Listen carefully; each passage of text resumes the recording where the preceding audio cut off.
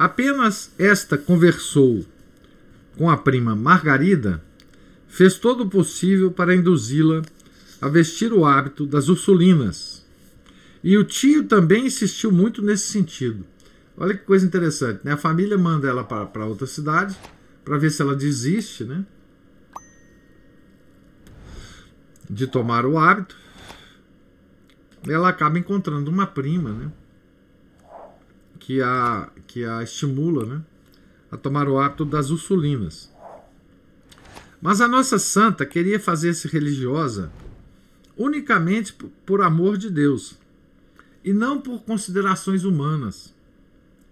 Queria escolher um convento onde não tivesse parentes, nem conhecidos, a fim de ficar... Tem uma abelha aqui me atacando. A fim de ficar assim livre, para mais livremente concentrar ao céu todos os seus pensamentos e afetos. Enquanto assim lutava contra o seu tio e sua prima, agora é outra luta, né? Contra a mãe e os irmãos. A luta é entre o mundo, o século, né, e a vida religiosa. Aqui, nessa outra família, a luta era entre ordens religiosas, né? Então a luta aqui já era de um nível superior, né, digamos assim. Enquanto se lutava contra o seu tio e sua prima, chegou o Crisóstomo, o irmão, né, chamando-a à casa, onde a mãe caíra gravemente enferma. O irmão aproveitou a ocasião para renovar o assalto, tocando-lhe a fibra mais delicada, a da ternura filial, e procurando convencê-la de que a mãe não podia viver sem ela e que deveria dar contas a Deus pela sua morte. Ou seja, culpando, né, implicitamente aqui,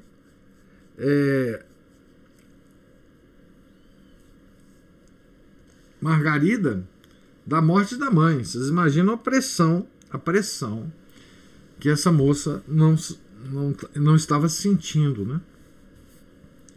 Muitas pessoas autorizadas repetiam-lhe aqueles mesmos argumentos que deixavam a pobre Margarida cheia de angústias.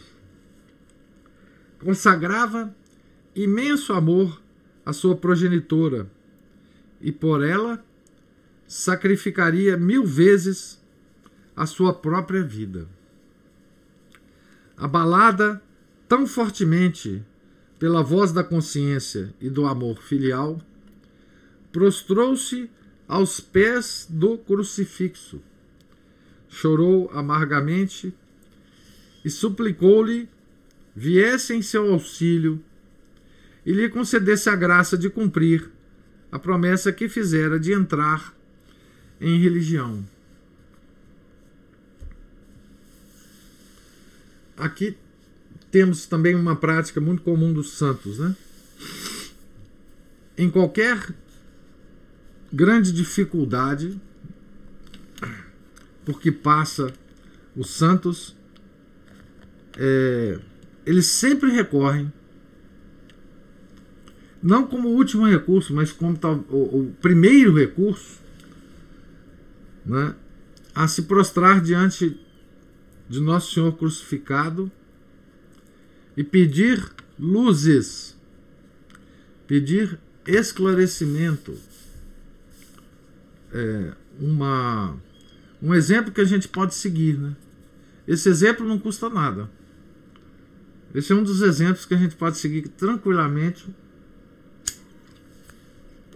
em relação aos santos. Esse exemplo, digamos assim, é um dos mais fáceis da gente seguir, né? Ao invés da gente pensar, né, em seguir o exemplo dos santos, que talvez mais nos impressione, né? Aquelas grandes penitências, aquelas macerações, aquele uso de disciplina, aqueles jejuns, né? Aquelas privações de sono, etc. Porque isso são coisas mais espetaculares, né, dos santos. A gente esquece de seguir os exemplos mais simples, que estão mais à nossa mão, né? A mão de todos nós, né? Que temos um crucifixo em casa, né? Nos prostrarmos diante do crucifixo e fazer uma oração mental, né? Uma oração espontânea a Nosso Senhor crucificado, pedindo então que Ele nos guie, né? E quando a gente pede isso, a gente sabe que Ele vai nos responder através das causas segundas, né? A gente não pede para Ele aparecer para a gente, né? A gente pede para que Ele nos esclareça segundo a nossa condição. E aí a gente tem que observar como é que as causas segundas vão se mover,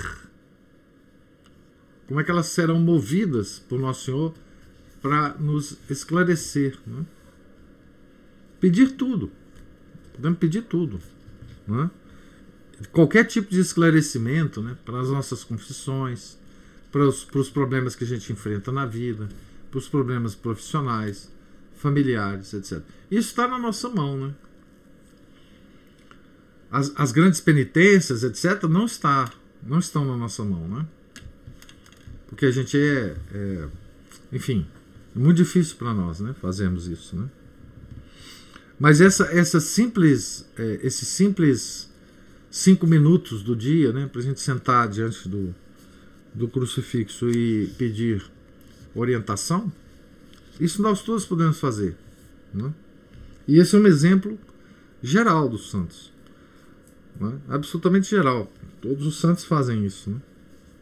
Então foi o que Santa Margarida fez aqui, né? Prostrou-se diante do crucifixo, chorou, né? E pediu luzes.